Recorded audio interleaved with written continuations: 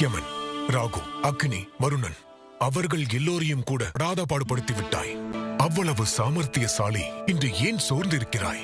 என்ன உனக்கு கவலை உள்ளது சொல். நம்பிக்கையை இழந்து திசை தெரியாமல் செல்கிறாய். வெகு நேரமாக தண்ணீர் இருக்கும் திசையை தான் தேடிக்கொண்டிருக்கிறேன். இங்கே இருக்கிறது என்று கொஞ்சம் சொல்லுங்களேன். பாதாள காளி மாருதியை மன்னித்து விட்டார்.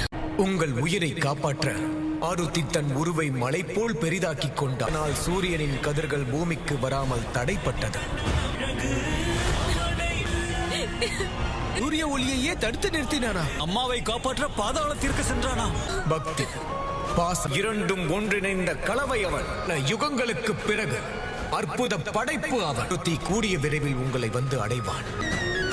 வணங்கும் தெய்வத்தை அடைந்து விட்டால் இந்த உலகத்தையே வெல்லலாம். ஒரு உணர்வு உண்டாகும். அவருக்காக பிறந்தோம் என்று நீ தெரிந்து கொள்வாய்.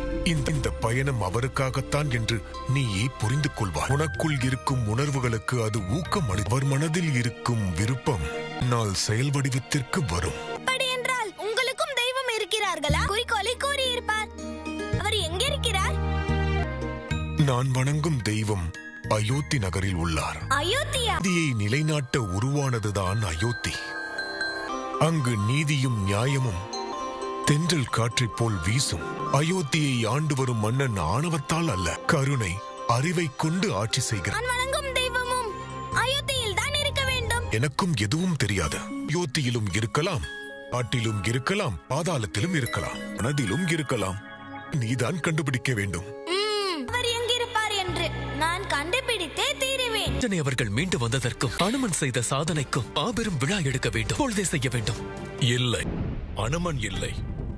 மன்னா, வீர அனுமனை வரவேற்கும் ஏற்பாடுகளை செய்ய வேண்டும்.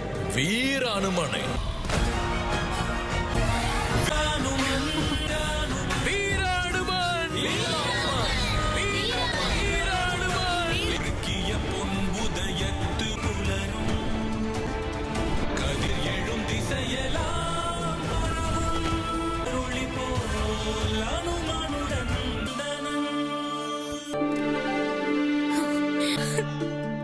அம்மா,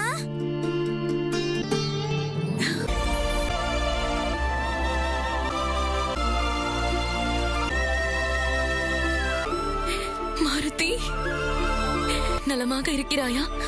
ஆகவில்லையே. நான் எப்பொழுதும் போல் நலமாகத்தான் இருக்கிறேன். சரி, கிட்கிந்தையில் என்ன நடக்கிறது? யாருக்காவது விழாவா?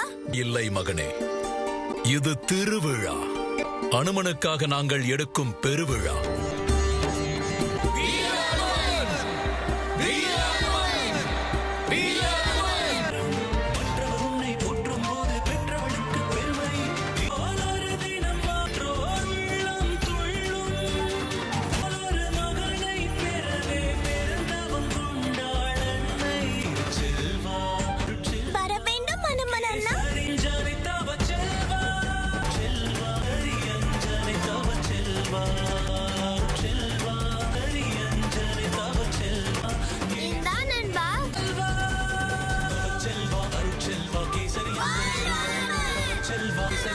செல்வா,